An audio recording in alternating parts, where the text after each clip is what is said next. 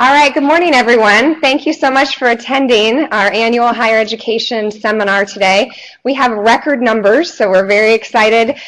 When we started this 12 years ago, it doesn't seem like it was that long ago, but 12 years ago, we had 22 signed up, and today we have over 260 signed up at our various locations, so we want to welcome everyone today. We have multiple people joining us from different webcasts at different locations. So in Omaha, we have our host is Katie Jo Lunningham in our Omaha office. We have St. Louis, Kate Levesque in our St. Louis office. And in Springfield, Virginia Fry and Ginger Gooch are your hosts in our Springfield office. Also in Chicago, which part of our presentation will be shown from Chicago today, including our guest keynote speaker today. We will have our hosts are Lisa Parker, John Borkowski. We have our newest partner added to the group, Julie Maselli, and also Tom Klein in our Chicago office. So we're so happy to have everyone with us today. We are going to make one announcement for here in Kansas City. If you are trying to join the Wi-Fi network, it is on your agenda, and we missed one thing on the password. So on the agenda it says the password, which begins with A, and it ends with a period. So if you don't add the period to the end of the password, you will not connect to Wi-Fi here in Kansas City. So make sure that you add that period at the end when you're looking, and it's the JCCC Media. So we're happy to be here at Johnson County Community College. They're a wonderful host for our seminar, and again, so nice to have such record numbers. At each of your locations, we will be serving you lunch today. You will never leave a Husch Blackwell event where you feel like you have not been fed. So we will make sure that you have plenty of food. And then we, of course, have our much requested and anticipated afternoon candy bar at some of our locations. And so for those that don't have a full candy bar, you'll have afternoon snacks as well. So we'll be looking forward to that. So as many of you know, lots of you some of you have actually been here all 12 years, and we appreciate you coming to all of our annual higher ed seminars. But for those who haven't, we like to do a theme. And I've said many times that if I wasn't a lawyer, I may choose another profession, one being party planning. And so we always try to do a theme. Well, our theme today is really through the looking glass, or predictions. What does the future hold? What can we see in the crystal ball coming forward? And so as part of that, we always try to do an interesting introduction of our speakers, so you get to know a little bit more about us. Our bios are, of course, in your materials, on your tables, so you can learn a little bit more about what we do and where we went to school and things like that. But we try to give you a little bit of insight. So today, our insight that we were talking about is what is our prediction for 2020? So what's going to happen in 2020? Some of us went on the funny side, others went more serious. So my prediction for 2030 is that in 2030, I think we will have found a cure for some forms of cancer, which would be a huge medical breakthrough, that we will be curing some forms of cancer that affects my family and really every family. And then I thought, well, that's kind of a somber start, so I'll try to think of something funny to say of my prediction for 2030 as well. I couldn't come up with anything last night, but I was preparing for my topic, which is talking about emergency preparedness and Clery and looking at campus safety. And I went to sleep thinking, okay, I've got to come up with something funny. And in my dream last night, I became a Secret Service agent, in which my task was to save the president, and time was running out. There was a clock like there is in front of me. Time was running out. I don't think I succeeded, unfortunately, in my task, because I probably wouldn't be the best Secret Service agent. So that's probably not a prediction, but it ties right into our first topic that we're going to focus on today, which is something that in the future I don't think is going to change, other than require more and more for schools to be vigilant and to make sure that your campus is prepared for emergency situations and that you're reporting on your preparedness. So throughout the presentations today, we are going to have some poll questions. So I want to just do an introduction. Lots of you have attended our sessions, and we do poll questions. We use the Poll Everywhere technology. So if you want to get out your phones and text to the number 22333, so it's the number 22 and then 3 3s, and then in the in the box, you're going to put Husch, Husch, and then push send. So the number is 22333, the word Husch, then press send, and you'll get a message back that it says you have now joined Poll Everywhere. And as we go through today, you can text in your responses to our poll questions, and in all of the remote locations, you can participate as well. It's in all of our locations. So text in, again, 22333, and then Husch, and you'll get a response back. So just in Kansas City, are some of you getting the response back that says you've joined? I'm seeing some nods, so that's good. Okay, 22333, Husch, and you'll see the responses come up on the screen. So for the first topic today, again, through the looking glass, threat assessment and campus safety. Really, we're going to focus on the agenda of what we see. Clery and other emergency preparedness threat assessment really require us to almost predict future behavior or what's going to happen so that we can be prepared more than any other thing on our campus. So we're going to review the Clery basics, talking about what we see are major missteps that colleges and universities take with their Clery compliance, look at emergency preparedness and what you need to do for emergency preparedness, threat assessment, which can be a portion of your emergency preparedness, and also report on your Clery statistics as well, and then look at crime statistics and crime reporting. So hopefully we went paperless with our slides a couple of years ago. Everyone should have gotten an email from Shana Hoy that had your slides, that had all the slides with it. If you did not, let us know and we'll make sure that you have all of the slides that we're using today. So we're going to start off with a poll question right off the bat. So what I would like to know from you is when you go through a federal student aid audit, so this is a Title IV audit at your institution, what is the most common finding? Is it that you have return to Title IV errors? So people call them R2T4 errors. Is that A? So if you think it's A, text in A. Is it there's drug and alcohol abuse prevention programming requirements that are not met? That's B. Or is it C, crime awareness not met? Or D, the favorite attorney answer, which every attorney will give to you at some point or another, it depends. I need more facts. I need more information. So as we see, we've got a tie right now, it looks like, between return to Title IV errors and crime awareness. We'll let a few more text in their responses. I like the it depends category. It must be most of the attorneys in the room are texting in the it depends. So, well, the answer is C, crime awareness. So Clery is the #1 fine when we see the #1 area in which people have a finding on their program review. And I think that there's some confusion as to how Clery is actually enforced by the federal government. It can be in a variety of ways, but the most common way is that it starts with a program review on your campus.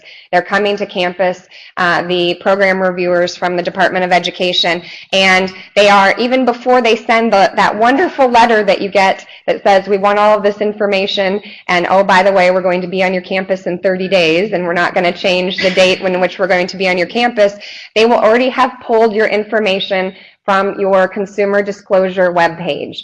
And one of the easiest fixes that I can see is, especially with crime awareness, is that most of the time we have broken links on your consumer disclosure webpage. And so you'll go to the ASR, the annual security report link, and they'll click on it before they even send the letter and find out that it gives you an error message. And you can think you're in complete compliance, you've gotten your notification out by October 1st, you've done everything you're going to do, and then somehow it gets lost in translation between the group that's responsible for the ASR and actually getting it on that consumer information page on your website. So that would be one thing.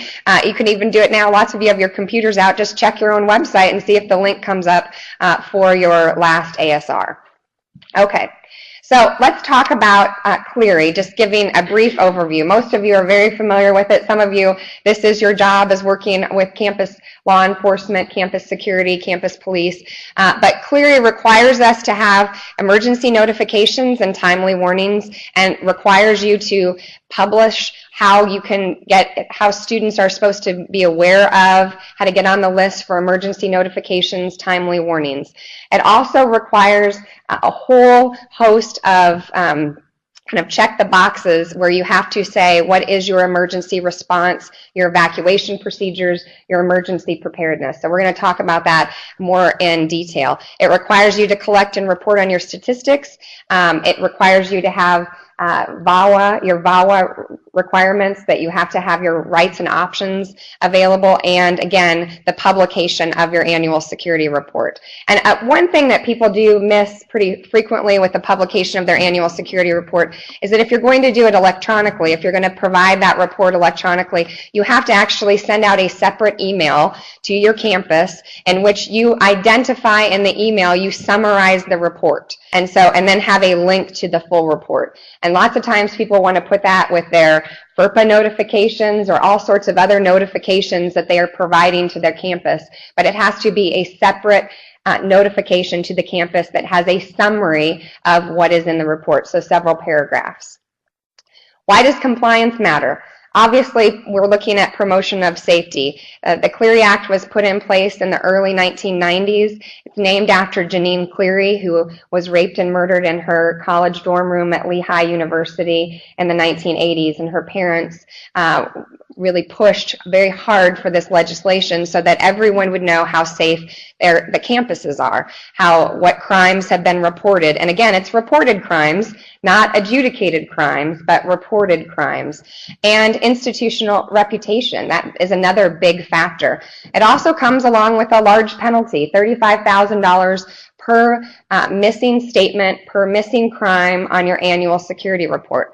So last fall, we saw the largest Clery fine that we have seen against Penn State University, $2.4 million Clery fine against Penn State. And a lot of people weren't very surprised that there was a large fine and assumed that it came out of the Sandusky investigation and all of the issues that happened with the Sandusky matter. If you actually look at the fine and what Penn State was fined for, the majority of the fine has nothing to do with the Sandusky matter. In fact, the only portion of the fine regarding the Sandusky matter was $27,500 of that $2.4 million fine.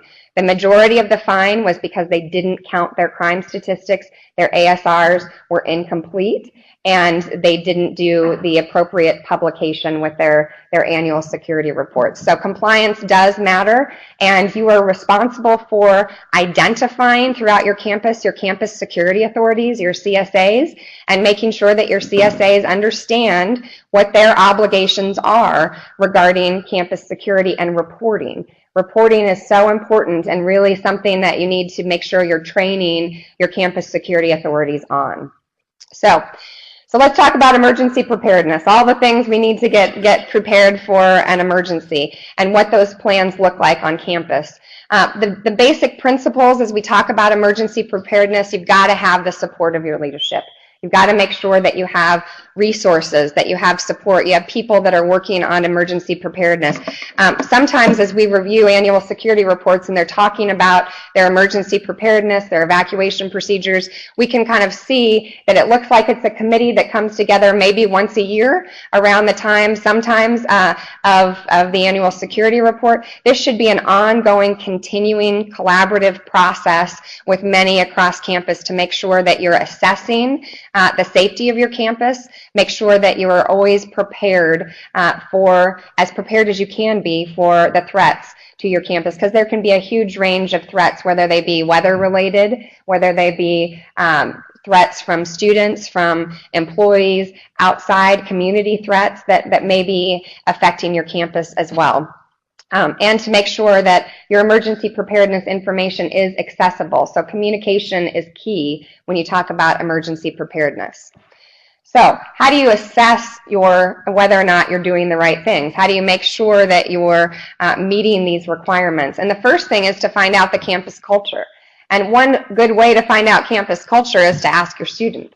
What is the appetite for reporting? Are there places in which the students feel like are not as safe on your campus, or there's issues on your campus? We were at an institution doing a Title IX investigation audit, and during that we talked to students about where they think there are issues that they repeated places on their campus, and one place on their campus came up over and over and over again that students had concerns about. So that obviously plays into your planning and making sure that you are assessing your culture and getting the appropriate resources put in place for those areas in which you think have a higher degree or likelihood which you can have a safety and security issue. Your physical site, looking at your resources, your policies and procedures are important. It's important to make sure that you're continually reassessing them, not just that you have them, you've checked the box and put them on the shelf, and that you have threat assessments teams. And a lot of institutions have different types of threat assessment teams with a lot of different categories across campus of employees that are on those threat assessment teams as well. It's also important that you continue to see what has changed.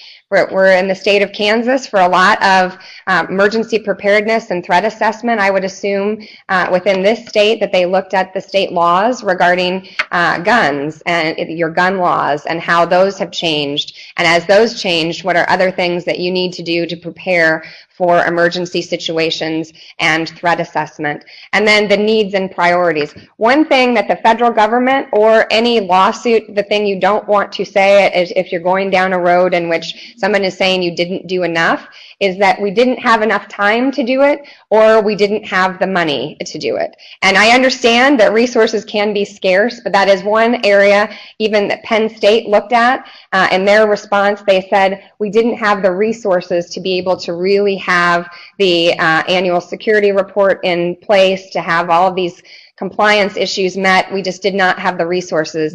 And the Department of Education in response did not think that that was a valid, or did not agree that that was appropriate, that just because resources are scarce, that was an appropriate reason not to be meeting these requirements. So it's important to have measurable goals, making sure with your emergency preparedness plan you have measurable goals. What are you trying to accomplish this year? How many drills, how many exercises are you going to have? Lots of schools have active shooter trainings for their staff, and not only for their campus police or security, but also for their employees and for their students. In fact, I was a little shocked to find out my youngest went to kindergarten this year, and as 5 years old, she comes home and tells me what happens at her day. And as many of you who have children or grandchildren know, she gets about 90% of it right. So she came home and said, I said, how was your day? What happened today? She said, we had an active shooter today. I said, oh, wow, that's a problem. And she said, we hid in a corner and we had an active shooter. They had an active shooter training, and if I was a little bit more on top of it as a mom, I would have read through the multi-paragraph PTA email that came out telling me that there was going to be an active shooter training that day. I went for, when do I need to send money for the pictures and I didn't get quite through the bottom of that email. So anyway, but I will just say that this is now part of kindergarten, that they're training for this. I was talking to a colleague who said it's part of pre-K, that they're training for this. And so we're seeing that active shooter is really becoming something that most schools are including in their emergency preparedness, and making sure that everyone on campus is prepared. And then document. You must document. So Clery requires you to have documentation of the drills. Again, your fire drill has to actually be within your fire safety report, all the times that you did a fire drill. But other drills, other procedures, emergency preparedness has to be documented. And so when they come in for a Clery audit, they want to see what you have done and how you documented the drills and the preparedness, the emergency preparedness that you have been participating in. And then look for areas of improvement. Did we see just a miscommunication where this didn't reach a certain segment of our campus? Or we have, of course, you're always going to have the employees, the students that will say, even as much as you communicate, they're still going to be like me saying, well, I didn't read the bottom of the email, so I didn't quite know that this was happening at the school, because you're trying to tell them, but they didn't read it. So as many ways that you can communicate as possible is very helpful, and also having that within your annual security report, talking about what your team decided, if there were actions that you decided to take as a result of some of these exercises, drills, and even full-scale campus-wide lockdown measures that you're going to be practicing. So here are the top 10 questions I think you should be asking as a campus to make sure that you understand, because emergency preparedness doesn't fall on one particular group of campus. I know they may be leading the emergency preparedness, but it's all of our responsibilities. And so we need to know that we have appropriate plans in place. So do you address a broad range of threats or hazards that could be foreseeable? So weather hazards that could be foreseeable. If you're in Kansas, where we are, obviously tornadoes are something that's a very constant weather threat that we have, that we need to make sure we are preparing for. Do you have a course of actions that have goals that can be accomplished? So again, do you have something that's measurable within your emergency preparedness plans that says this is how we're doing, instead of a committee coming together and not really knowing what exactly they're supposed to do and whether or not there needs to be any changes, and really having more of a silo at your campus that it's really just going to be campus security or one particular area that's going to handle this from student threats. When we talk about student issues, we obviously always have the overarching principle that we want to keep our campuses safe, and so we need to make sure that we have. Many of you are aware of the changes that occurred in March of 2011 when the Department of Justice put out guidance regarding threat to others, a direct threat to others, and there was not language in that talking about threat to oneself, threat to yourself. It just talked about threat to others. That came under Title II of the Americans with Disabilities Act, but as we've seen, the Department of Justice and the Department of Education enforced both Title II of the Americans with Disabilities Act and Section 504 of the Rehabilitation Act. They've done it consistently. So we can draw on the information provided to public schools. Again, public schools are subject to Title II of the ADA regarding student accommodations and disabilities. And again, the language is the same for Section 504 of the Rehabilitation Act, which applies to private institutions for students. So we saw that question of, well, what do we do when we have a student who's maybe not a threat to others, but a threat to themselves? And how do we work through that? And so part of this presentation is going to be talking to you about what are the best practices, because we asked the Office for Civil Rights for guidance on this issue, saying how should we be assessing this? And the Department of Education did not provide any guidance. And as I look through the looking glass of what's to come, I don't think it's likely we're going to get a lot of guidance in this area anytime soon. So we're going to have to look at the Office for Civil Rights resolution agreements with other schools as best practices and principles of how we attack threat assessment issues, how on our campuses, how we look at those issues. All right, so some of the warning signs, obviously, for self-harm can be cutting, eating disorders, substance abuse, and then we get into suicide, which can be a major problem. I was working on a presentation talking about students with disabilities, and especially students with mental impairments, and it said that the number of students in the last 2 years looking to use your counseling center and your counseling resources across the country has gone up over 30%. Of the number of students, and sometimes there's students who are in a situation in which they need one-time help and care, and other times they're going to be needing ongoing care. And the first two issues that students are going to the counseling centers for help, number one is that they have anxiety. That's the number one mental health issue that they're getting counseling support to. Number two is depression, and then the depression tends to lead itself to other issues that can be warning signs for threat to themselves. Obviously, stalking, as we look at our reporting requirements, and stalking can be a campus safety threat as well, and other types of threats, violence outbursts, psychotic episodes.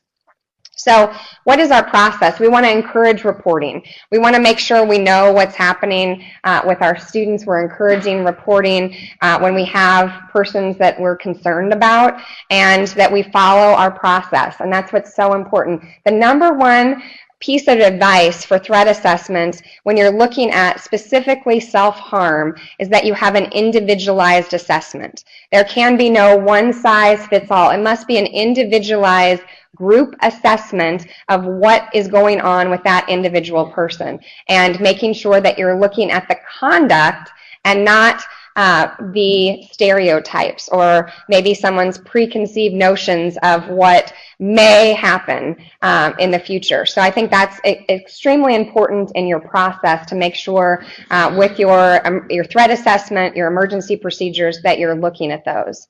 So the next question I have for your poll questions is how many of you have a designated threat assessment teams?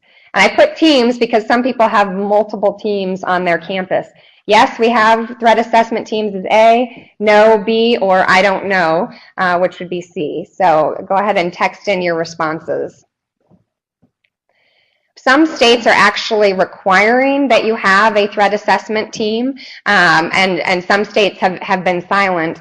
A lot of schools have created multiple teams, especially depending on the size of your campus, have created multiple threat assessment teams. So again, we're seeing the same. A lot of you have threat assessment teams on your campus. A few of you may not know, so you might want to take that as one of your points back to campus and find out if you have threat assessment teams. But the most important thing, again, with the threat assessment team is that you're getting the reports to the team, that there is some way that you understand what is our process, and we're communicating that so that we're getting reports when we have concerns. So making sure that your threat assessment team is a team approach, cross-disciplinary teams, deans, faculty, counselors. You want to have people, law enforcement, attorneys are sometimes on these teams as well, to make sure that individual rights are assessed as we're looking at threat assessment. And so they can be part of this as well, and that they're trained, that they know what your policy is, you're following your policies, and they're meeting regularly. So I think that's very key with your threat assessment team. Are you communicating out who's on the threat assessment team? Are you making sure that those people have additional resources for training, that they're able to get training? That is extremely important as you go through this process. And I will tell you that the only individuals that I wouldn't want on your team are the individuals that are very prone to jump to conclusions about individuals. So the person that does not have is not a medical doctor, but plays one on campus. That individual is probably not going to be a helpful individual to have on your threat assessment team. And I would kind of laugh, because we all know that we tend to there's at least some people on campus that like to switch into that mode. So, all right. So the threat assessment, obviously, it's got to be objective. We've got to have an individualized assessment for our individual student. We've got to make sure that our policy calls for the individualized assessment. And when we've seen OCR resolution agreements, one of the major things that they look at is, what does the treating physician say? So, and if we can get documentation and work with the student on what the treating physician says, that's very important as well. Trying to have the student continue on. Kind of the worst case scenario is the student who has a suicidal attempt or episode, and now is in the hospital and receives, while they're in the hospital on a 96-hour hold or whatever it is in your particular state, they receive the notice from the school that, by the way, you've been involuntarily withdrawn from our school, and you will get no opportunity to have any communication. You're out. You're not at the school. That's kind of the worst case scenario for these types of threat assessment. We want to be working individually with the student. We want to be collecting information. We want to give the student the opportunity, basic due process, notice of what the concerns are, what the conduct is, and an opportunity to respond and provide information. That should be part of your process. So again, it's an individualized assessment as you're looking at these issues. And make sure you're focused. I've said this several times, but I really want to point it out. You're focused on the conduct. What we want to make sure that we're not treating students with disabilities different than other students. So look at the conduct. Would we be taking this same action for the same type of conduct for a student that didn't have a disability? So making sure that the team is looking at that assessment as well is very important. All right, so having a threat assessment policy and how you're going to follow that policy, having that information available to students is very important. Talking through those steps that I just discussed. I also think it's important that the more you can try to make this voluntary for the student, if there's a voluntary leave of absence policy, an agreement with the student as to what they're going to do, the better off from a legal perspective the campus is going to be. So look at your voluntary leave policies and how you can work with the student to maybe take a period of time off and come back and make up the work. That's always going to be a better approach when you have an agreement with the student. Again, it's individualized. You have a document in which you've agreed that these are the steps that we're going to follow, then jumping to the involuntary withdrawal. If you do have to go to the involuntary withdrawal, which some of the cases will require it for safety purposes, when you go to the involuntary withdrawal, you need to make sure that there's some sort of process for them to come back, and that you identify how they could come back from an involuntary withdrawal. So what are those steps in your policy? And try to be, again, very consistent so we're treating all students the same. What are those steps to return to campus? Because that can be a big issue in some of these lawsuits and OCR resolution agreements, is that the student has no way to get back into the program, and so therefore either is going to lose credits in transferring, lose time in going to another institution and trying to transfer their credits to another institution. So a way in which they can come back, and the standards that you will measure all students in terms of coming back can be extremely important. And then document. I think you'll hear that a lot today, but make sure you have documentation. Document. And there can be a lot of community resources to assist our students that we want to make sure they're in contact with as well. So the goal is prevention versus prediction. As we talked about before, the voluntary plans are going to be much better for the institution than the involuntary withdrawals. Okay. With that, we're going to move into our crime statistics and talking about the most common Clery crime statistics issues and mistakes that we see campuses make when we talk about safety and security. So this is just a refresher slide when we talk about crime statistics. As most of you know, some of you may not, but just to make sure everyone knows, there's a new Clery handbook that came out in June of 2016 that clarifies and makes some significant changes as to how you are to report and what your annual security report looks like. The department said that they would like you to try to follow the new handbook with your last ASR, but will definitely be making sure that you are following the ASR or the handbook with your ASR that's due on October 1st. So as we look at tracking crimes, we have primary crimes. Murder, non-negligence, manslaughter by negligence are all categories of crimes. The category used to be non-forcible and forcible sex offenses or rape.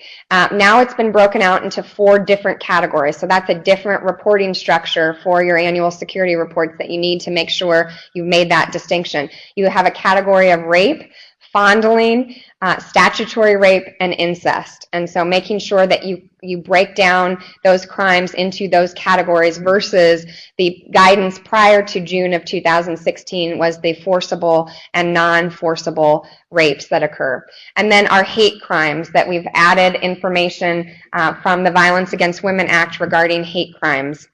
You also must collect and classify crimes for arrests and disciplinary referrals. And then, as we saw, the guidance from the Violence Against Women Act, collecting crimes for dating violence, domestic violence, and stalking.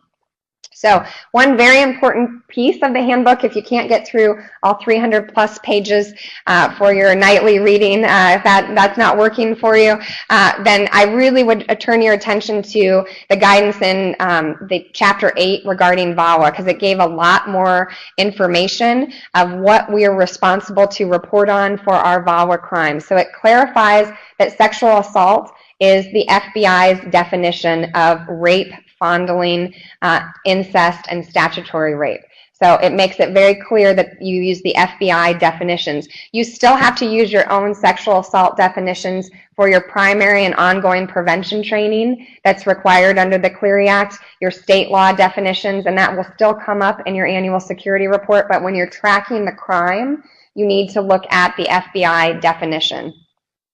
It also must include the institutional definition of consent and explain for the purpose that it's used. And there's been a lot of student movement. I know we're not talking about Title IX, but so much of Title IX, comes into Clery as well, and Clery reporting. But you need to make sure that your definition of consent is appropriately listed in your annual security report. And we've seen a lot of students that are really pushing schools to move to a only verbal consent, a California definition, or New York of yes means yes definition of consent. So we've seen a lot of student activism in that area to change your definition within your policy regarding the definition of consent. Stalking is complicated in the handbook, so I just wanted to make sure that you understand what your reporting requirements are when you have issues of stalking. So stalking, we have a lot of states represented, so I won't be rattling off all your definition of your state law of stalking, but let me just tell you, generally stalking means a course of conduct between two persons in which one person fears for their safety or the safety of others. So again, it's this course of conduct in which there's this fear for their safety or safety of others. What if stalking happens in multiple locations? So stalking incidents can occur and happen over a period of time and over a variety of places on your campus. And so what was the guidance that was provided on that? The guidance is that again, you're going to count the first incident in which stalking occurs on your campus geography. So wherever the first incident of stalking that occurs, that's what's going to be counted and reported. You're not going to count those repeated incidents unless they happen in a different calendar year, because again, Clery goes by calendar year. And so unless another incident of stalking happens in a different calendar year, you're not going to write down the 9 course of conduct events that is being alleged for stalking that occurred on your campus. You're going to report the first one on your annual security report of where it happened within your campus geography. So here's an example of that. You have a female student reports that during the spring term she's being followed by a man she met at her job off campus at a restaurant. And he's repeatedly bothered her at work, showed up at work. Now he's shown up on campus and following her around, and she's fearful for her safety. The next week, the man repeatedly texts her while she's at work or off in her off-campus apartment, and then texts her while she's eating in the cafeteria on campus, and again makes her fearful for her safety. So, based on what you just learned, last poll question for today, which stalking incident should be reported? Should it be reported on your Clery statistics that she was being bothered at work? Should you report that the stalker showed up on campus and was following her, B, or texting her while she was in class or on campus, or both, B and C? So go ahead and text in your responses. We'll wait a couple more minutes for others to join in.